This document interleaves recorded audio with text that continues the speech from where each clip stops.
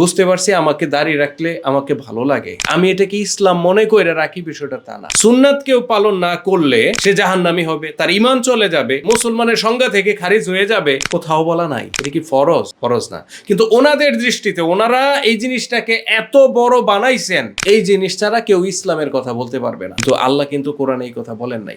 আল্লাহ totally বলছেন আমি লেবাস দেখিই না। যারাই হিজবুত তৌহিদের বিরোধিতা করেন তাদের একটা মূল কথা হচ্ছে হিজবুত তৌহিদ ইসলামিক দলই না। এ বিষয়ে আপনার বক্তব্য কি? হিজবুত তৌহিদ ইসলামিক দল কি ইসলামিক দল না, এটার সংজ্ঞা কে নির্ধারণ করবে? এটার সংজ্ঞা নির্ধারণ করবে আল্লাহ। আল্লাহ যাদেরকে মুমিন হিসেবে ঘোষণা দিছে, পবিত্র কোরআনে আল্লাহ যাদেরকে মুমিন বলেছেন, সেই সংজ্ঞা মোতাবেক যদি হিজবুত তৌহিদ মুমিন হয়ে থাকে, ইমানদার হয়ে থাকে, তাহলে হিজবুত তৌহিদ ইসলামিক সংগঠন। আল্লাহর কাছে মুমিনের সংজ্ঞা হচ্ছে, আমি আপনাকে একটু আগেও বললাম, যারা আল্লাহ ও তার রাসূলের প্রতি ঈমান আনে, জীবন ও সম্পত্তি আল্লাহর পথে সংগ্রাম করে, তারা হচ্ছে মোমেন। তাহলে হিজবুত তৌহিদের ইমাম আল্লাহ ও তার রাসূলের প্রতি ঈমান রাখেন কিনা এবং আল্লাহর দ্বীনকে বিজয়ী করার জন্য সংগ্রাম করে যাচ্ছেন কিনা, এই সংজ্ঞায় হিজবুত তৌহিদের ইমাম আছেন কিনা, যদি থাকেন তাহলে তিনি মোমেন। হিজবুত তৌহিদের মুজাহিদা যারা, তারা এই সংজ্ঞার অন্তর্ভুক্ত কিনা, যদি হয়ে থাকেন তাহলে তারাও মোমেন। যদি তাই হয় তাহলে হিজবুত তৌহিদ একটা ইসলামিক সংগঠন। আর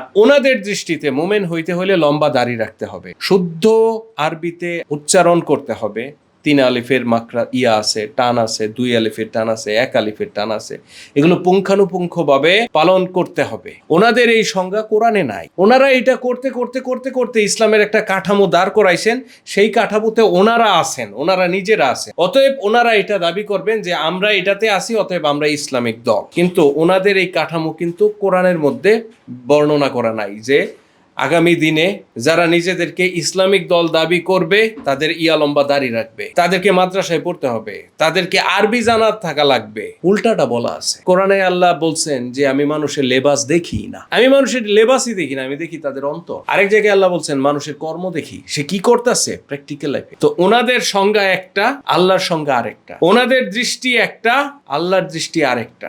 আমার দাড়ি নাই, কিন্তু এটা যেতটুকু রাখি আমি, এটা আমার সৌন্দর্যের জন্য আমি রাখি। আমি এক সময় বুঝতে পারছি আমাকে দাড়ি রাখলে আমাকে ভালো লাগে। আমার ওয়াইফ বলছেন যে আপনি দাড়ি রাখেন, দাড়ি রাখলে আপনাকে ভালো লাগে। আমার নিজের সৌন্দর্য বোধের কারণে রাখি, আমি এটাকে ইসলাম মনে করে রাখি, বিষয়টা তা না। কেউ যদি রাখে এটা একটা সুন্নাত পালন হবে।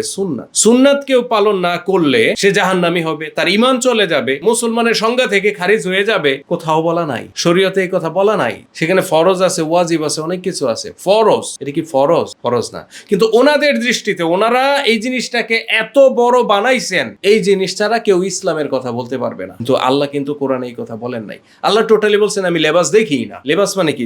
দাড়ি, টুপি, পায়জামা, পাঞ্জাবি, হ্যাঁ এই সেই, এগুলো হচ্ছে লেবাস। আল্লাহ লেবাস দেখেনি না, মানুষের চেহারা দেখেন না উনি। তো ওনারা কি কারণে বলেন যে হিজবুত তৌহিদ কোন ইসলামিক সংগঠনই না? হিজবুত তৌহিদ এমন এক ইসলামিক সংগঠন, যে সংগঠনের ব্যানারে, যে সংগঠনের ছায়াতলে এসে হাজার হাজার লক্ষ লক্ষ মানুষ আল্লাহর দ্বীনকে বিজয়ী করার জন্য লড়াই করে যাচ্ছে। আমার মতো অসংখ্য তরুণ যুবক তাদের লাইফ স্যাক্রিফাইস করে দিচ্ছে, তাদের ভবিষ্যৎ, তাদের ক্যারিয়ার, তাদের শিক্ষা দীক্ষা, পড়াশোনা, টাকা পয়সা, রুজি রোজগার, সমস্ত কিছু স্যাক্রিফাইস করে আল্লাহর দ্বীন প্রতিষ্ঠা করার জন্য নিঃস্বার্থভাবে, কোনো টাকা পয়সা লোভে না। হ্যাঁ, আমি একটা কাজ করব, এর বিনিময়ে গ্রহণ করব, এই বিনিময়ে পাওয়ার আশায় না, সম্পূর্ণ নিঃস্বার্থভাবে নিজেদেরকে উৎসর্গ করে দিচ্ছেন।